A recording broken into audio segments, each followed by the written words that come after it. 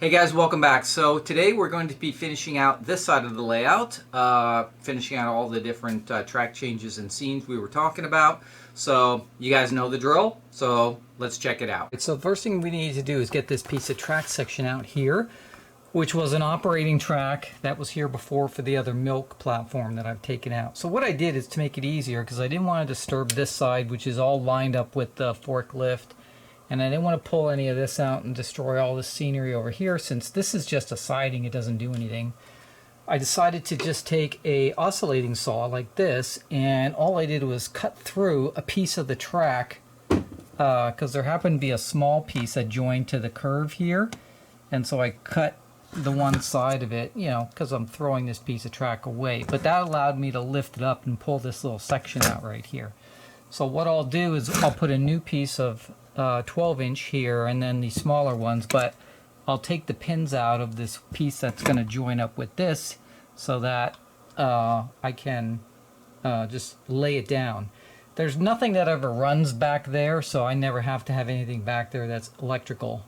Really all the way up to here is the only point. No engine would ever go past that point, so I don't even have to worry about it being electrically connected. It's just a track for cars. So that's what we're going to do, and then we'll get this track back in here. Once we get that in there, then we can line up the oil drum loader and get this back in place, and then do all the scenery around that and stuff like that. So let me get the track in first here, and then we'll get that. We'll need to get it lined up with the oil drum loader before we ballast it, and then we'll get all that finished. Alright guys, so we got this piece finished here. So you can see I've got the oil drum loader all put in here. I was able to put the little work shack with sounds right next to it, which worked out. And then I put this little sort of docking loading area, which I had on the other side. That was near the intermodal stuff, so I moved that over here and got the ramp back on. So it actually fit in really nice in between here in place of the old post-war milk platform. And then on this side, that little shack that I did have over here, I just put it on the other side here, and put a little LED light in it. It's a little Woodland Scenics building. Had to move the IR sensor for the flashing signals, and then I had this little switch tower that used to be on the other side, so I just threw it on here just to take up a little space, put an LED in it, took out the incandescent, and then just put a little sort of gravel pathway back there to it from the road. Put the trees back in. I was able to use this tufted mat, 70% of it. I had to throw 30% away because it was just too damaged. But yeah, I was able to do that and save some of that material. And yeah, so it's all pretty much kind of back filled in again on here. And I got the oil drum loader all hooked up and everything, so we're good. So now that we have all this done, that's it for the track work on this side and all the ballasting. So all we have left right here is this nice big area right here, which we're going to start working on and start laying out our scenes for this one. So let me start grabbing the accessories and everything we're going to put in here, and we'll get that going. Guys, so here is my plan for this corner. So I'm going to make a big hobo sort of town here in this corner using a bunch of these accessories that I've had, and I never had a place for them, so now I actually do. So we'll start over here. So on this end of the sort of little hobo village, I'm gonna have the reading room. So it's an outhouse here. You'll see how that works. It's an operating accessory.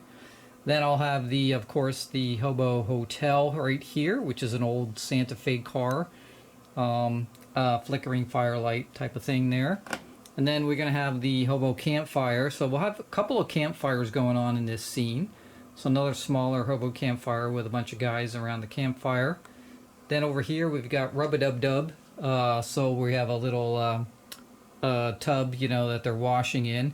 And what we're going to do is we got this really cool Woodland Scenics water tower, which has graffiti on it and things like that, which is really cool. But what's nice about it, it has this little spout at the bottom here that comes up the side, and we're going to put a little hose over to our little tub here and stuff like that. So And of course, this guy scrubs his back here. That's the motion on that one little operating accessory. And then we have the Hobo water tower, which is super cool. This one also has a flickering fire, but it also has hobo sounds, harmonica sounds basically. And yeah, and you can see again, these are going to be that same method, right? Because they're all raised platforms because of the motors, electronics, and stuff like that. So we're going to put cardboard in here to raise them all up even, and then shaper sheet throughout the whole thing. And bring that around to here, around to the scrapyard, which is on the end right here. And there'll be a road here coming over to the scrapyard. So we got the basic down here. We got to do a little more work to that. And then we have something special that we're going to put in this little block here, which is going to be, we'll talk about that a little bit later. But our main goal is to get this whole section over here finished first and get this whole hobo area done. And then, you know, what we'll do is put little dirt pathways between each of the areas as they walk around and stuff like that. Throw some trees in there.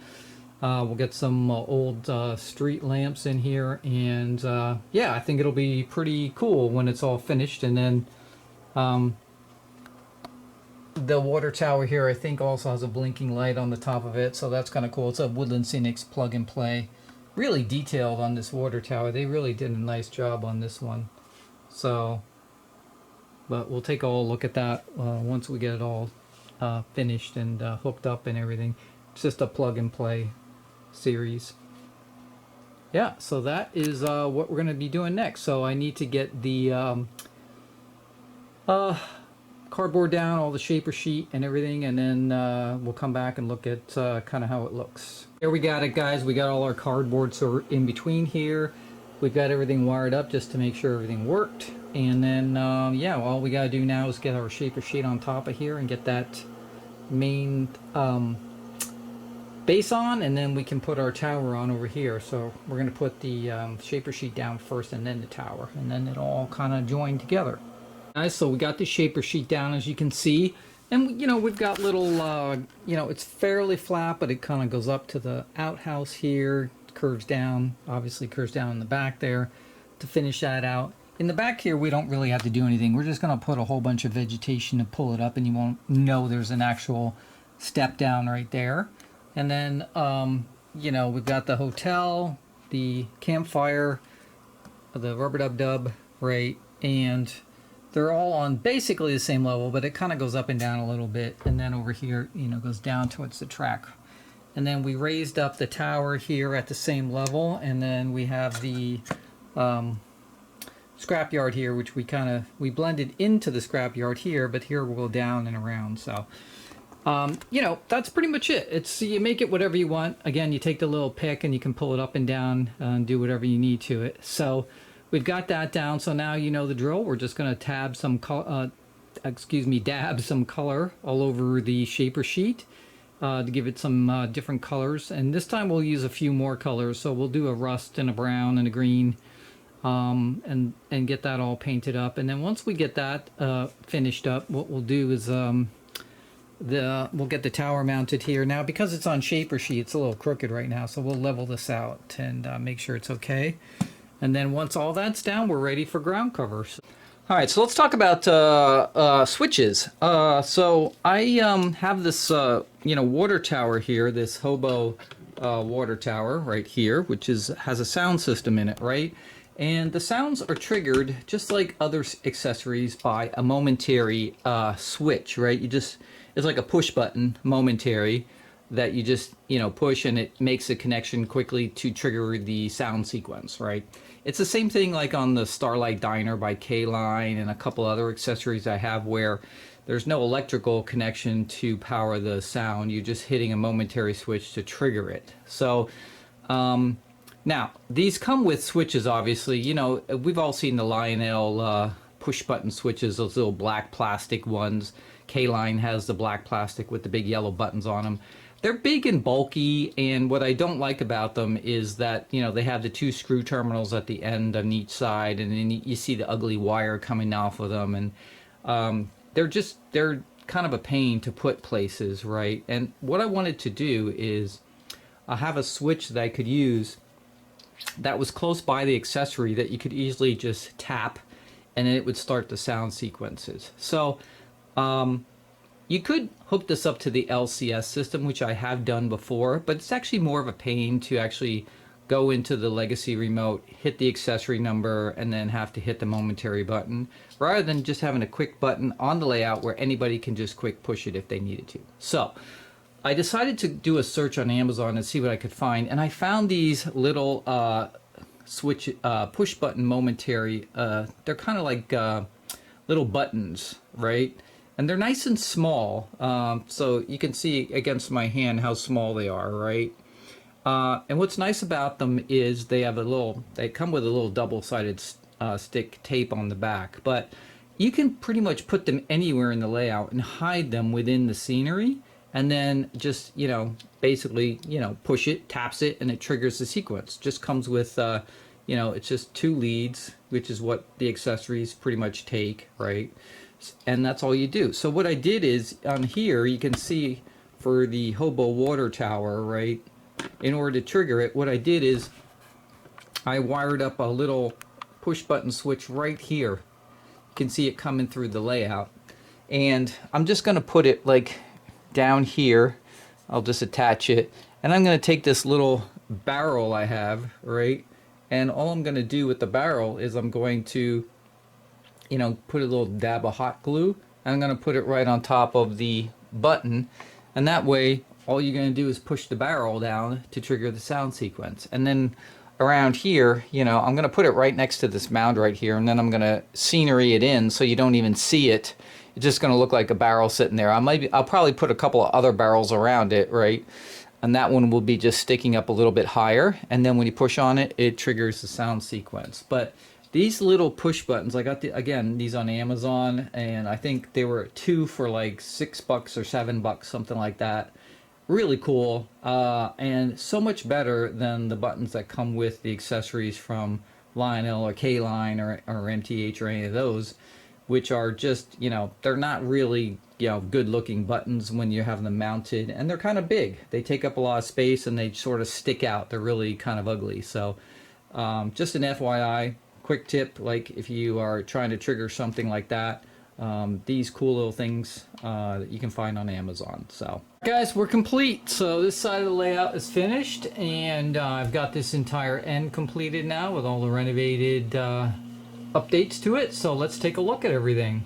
All right, so let's start looking at the Hobo sort of town that we've created here, and we can start over here probably with the outhouse area, right? So that's called the reading room from Lionel, but you can see how I sort of blended it into the ground cover, and I've got this little dirt path that sort of comes down, right, and goes around. Stuck a tree in there, and then of course we come over to the Hobo Hotel, right? And the Hobo Hotel is that train boxcar, Santa Fe boxcar, right? There's a guy in there. He's actually inside. He's reading a paper or something like that. I did put some Woodland Scenics LEDs in there, some yellow ones, just to make it look like it was a light from like a lantern or something instead of the white ones. And then of course the scene that's in front of it is a flickering campfire. You got a guy playing a guitar. There's a guy laying down there. Another guy in front of the fire there. There's a pot hanging over the fire, of course, and then there's a couple of guys back here. They play checkers and stuff like that, and of course then it has some trees that come with it, but you can see how that all blends in. And then I've got the dirt paths going sort of down from the outhouse and then comes around and into that area right there. And then the path also breaks off right here, comes down to another little campfire area. So again, we got a couple of guys here. They just ate dinner, looks like, resting, and there's a little dog there too, trash can and stuff like that. So just another campfire with some hobos around it. I did put sort of like this briar patch in the middle between 2 of these scenes, just to make it look a little overgrown. So I used a higher tufted grass in most of the area right here, right, so that it would look like it wasn't, a maintained area, right? wanted it to look sort of like more overgrown type of thing. And yeah, so that's what we did there. And then of course we have another path going up here to the rub-a-dub-dub. So we got the guy in the tub. That's a accessory where he's scrubbing his back. So when that's turned on, we'll look at that.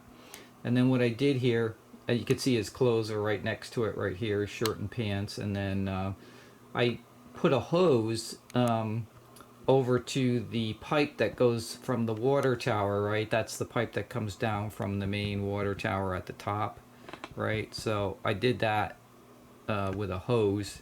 And all I did there is I was trying to find a flexible hose, something that would work. So what I did is, this is actually a piece of, it's the outer sheathing of wiring. So what I did is I just pulled the wires out from this cable that were inside of it, just to make it more flexible. And then I just cut a hole in the chain link fence I have around the tower, attached it to the pipe, and then just hot glued it in a couple places to make it lay on the ground, to make it look like he stole the water from the water tower, right?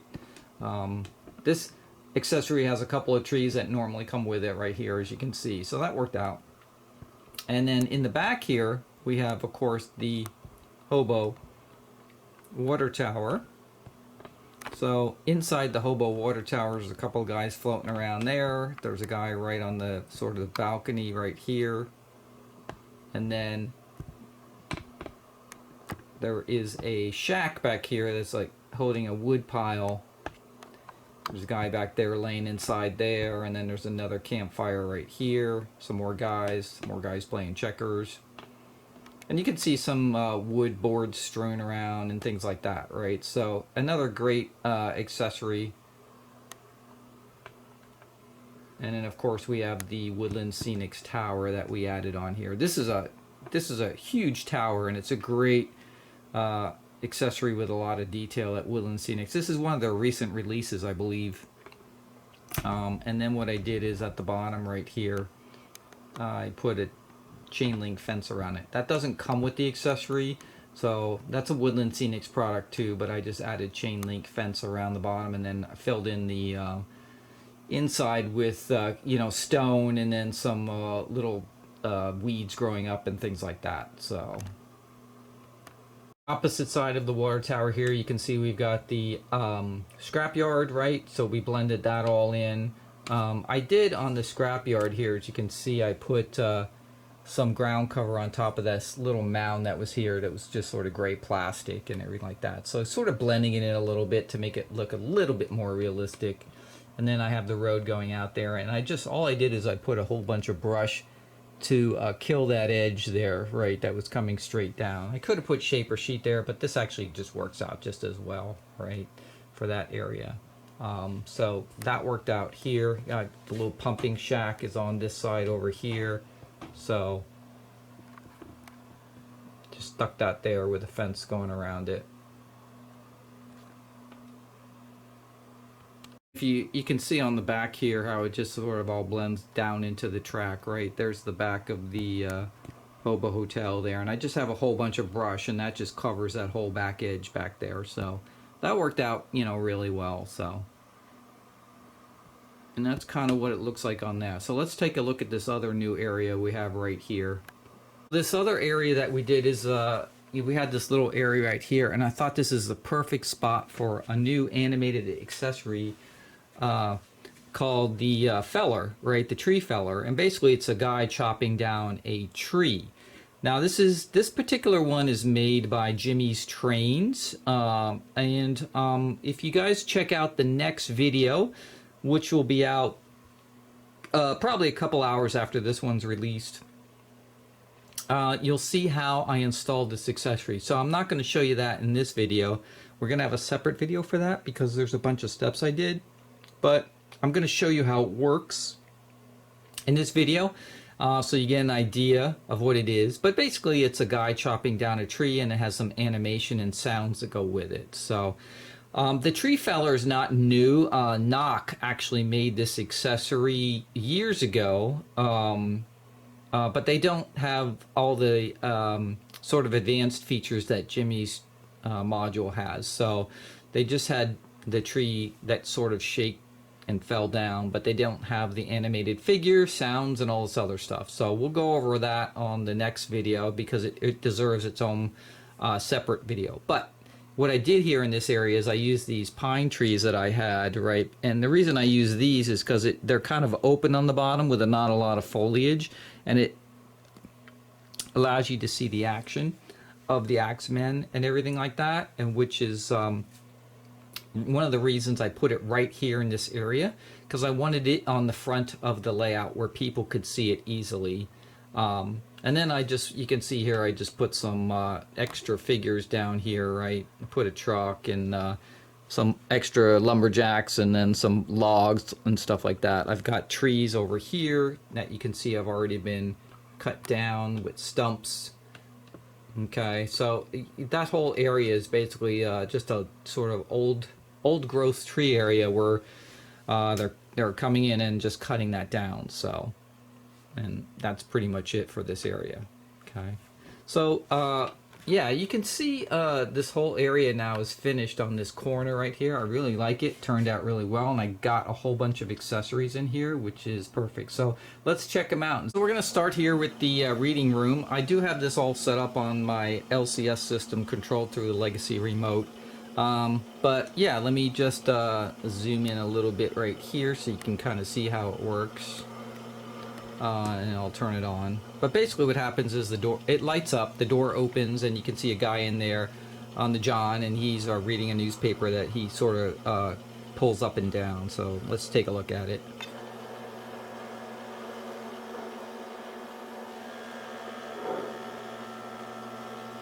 So kind of funny. And that'll just keep repeating itself over and over again when that's running. But, you know, perfect accessory for like a hobo camp, right? And I just put that, you know, obviously at the end of the camp to keep the smell away from the hobos.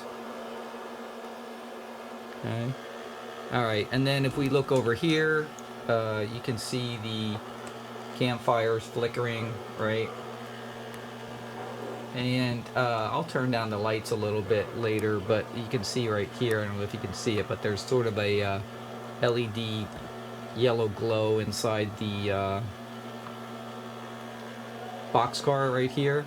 So those are the LEDs I put in there. So at night it lights up, so it looks like there's some, like a lantern or something inside there. And then of course over here we've got the rub-a-dub-dub. So let me zoom in on that one. But you can see the guy scrubbing his back there, right? And then of course back here we have another campfire. So that's the main animation in this area, and then we have the water tower right here. Now remember, the water tower is the one that has the sound sequence on it, right? So in this particular case, all we have to do is hit the button. So let me go show you where that is. Here the sound sequence for the hobo tower. Basically what I did is I hid the buttons underneath these barrels here. I have two of them. One is controlling the tree feller over here, and then this one over here is controlling the sounds. And what I did is on the top of them, I just put a little sort of X on the top to indicate which ones are which. But all you do basically is you push it down, and you can hear the harmonica sounds here. And you can make these as loud or soft as you want to. So there's a little crate right in the front here where you can turn the sound up and down. So if you'd like it to just have like sort of soft background sounds with the harmonica, you can turn it down and adjust the sound on it, and that way you can you know, have it, you know, sort of at the volume you want. So pretty cool. And it plays a I don't even know, it's maybe 15-20 second sound sequence or something like that, but it'll stop after it's finished. But that's how it works. And so you can see I've hid the trigger for it really just on these barrels down here. Okay. And then I did the same thing for the feller mechanism, which I'll show you in a second. But basically it's the same thing. I hit one of these barrels, and that's where those little button switches are that will trigger the sequence. And that's pretty much it. So, and then the other thing we have here, of course, is the scrapyard. So there's a couple things going on here, right? There's actually an animation right here. The guys are moving back and forth. There's an animation in the front here. And then on this side, we've got an animation of the guy taking a door off. And then we also have a guy who's using a welding torch to cut the metal. So this has a couple of animations on it. Let me go on the other side. This is the animation on the other side. So there's two animations of here. There's a guy with a door and the guy who is cutting with the welding torch, right? So it's cool animation. It's got different figures doing different things on it, right? Moving around. So really neat. But just another cool operating accessory, and it was just the perfect spot for it, just at the end of this siding right here. I didn't have another good place to put it, so just figured that's a good place we can plop it in right there. And then over here, of course, I just blended everything in. I did put some big sunflowers here in the end, some overgrowth around the fence. And again, don't forget, guys, right, even though it looks basically finished, right, it doesn't mean that I can't add more stuff in the future. So for instance, if I find something at a train show or something that's related to hobos, I absolutely could just pick it up and add it right into that scene, right? But at least the main scenes are finished, everything's functional, and it looks, you know, complete, you know, if somebody would come over to see the layout. That goes back to my concept of stage 1 scenery, and then anything past that is stage 2 that you just keep adding to it. So, and that's kind of where that is. So let's look at the tree feller just so you can see how that works.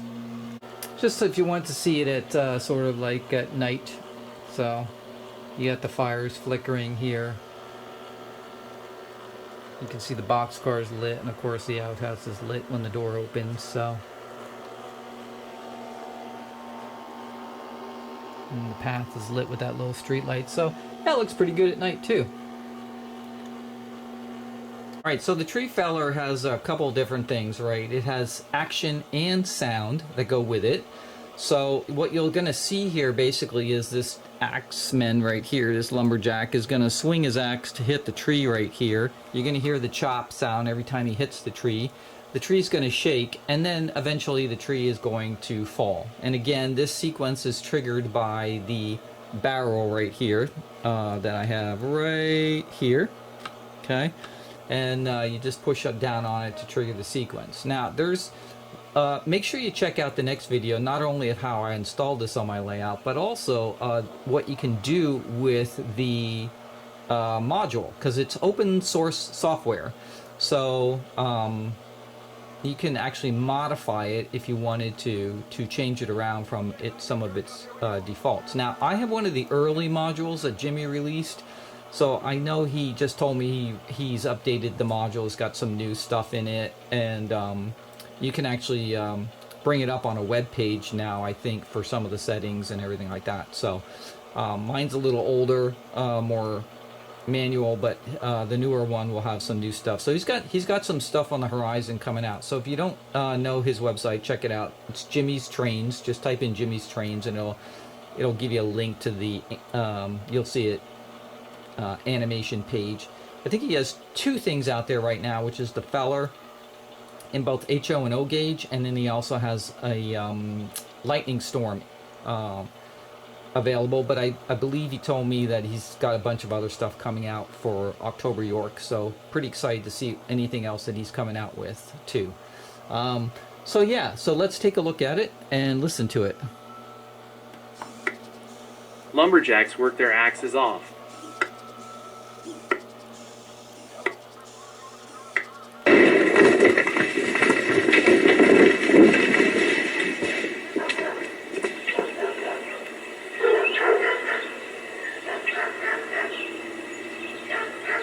So what it does is you hear the chopping sound when it hits the tree. It does a dialogue, I'm going to actually change the dialogue, and then we'll talk about that in the other video, so make sure you check that out. And then once he chops it, it falls over, you hear that sound, and then you hear the dogs barking from all the sound of the noise of the tree falling down, stuff like that. And what I did is I made it so that when it falls down, it's falling on this other tree right here that's already been felled. So I've got two trees laying on top of each other, and then this one falls on top of that one. So just to give it a little interest. So let me do it again.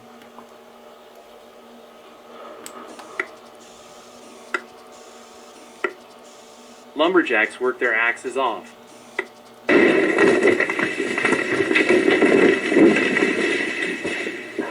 So if you didn't hear it, he said lumberjacks work their axes off.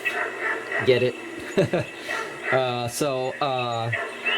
Yeah, and what I'm going to do on the next video is you're going to see, I think I'm going to put my own sound files on there, which you can do very easily, and play those too. So you have all kinds of choices with it. It's kind of neat.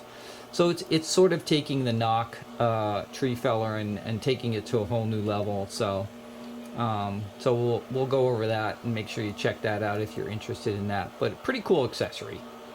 Alright guys, well, I mean, that is the entire completed right side section of the layout with the new track plan and everything else now. So pretty happy with it, the way everything turned out, and I got a whole bunch of accessories on the layout now. So let's count them up. Let's see how many we were able to get on here that we didn't have before. So we've got 1, 2, 3, 4, 5, and then 6 operating accessories right here. 7 with the feller, 8 the tug of war, 9 with Mr. Spiff, and then we have 10 with the K-line billboard. So that's 10 operating accessories we had sitting underneath the layout doing nothing that we have here. It's kind of crazy, right? I mean, I buy all this stuff and then I didn't have a place to put it. So I'm so glad that they're all on here now. And actually, underneath the layout, I've only got, I think, one other non-amusement park operating accessory that we have to embed into the layout somewhere. So I finally cleaned out everything underneath the layout, which is fantastic. I sold a bunch of stuff that was on that I'm not going to use, right? And I still have some more stuff that I'm going to be putting up for sale on the out of the train yard. I'm not going to be using. I actually traded a bunch of stuff in at Just Trains and to get this water tower, because it's super expensive. Woodland Scenics is like charging $200 for this tower, but it's worth it because it's just a great tower. But I did some swaps for that, for some stuff I had laying on the layout I never used.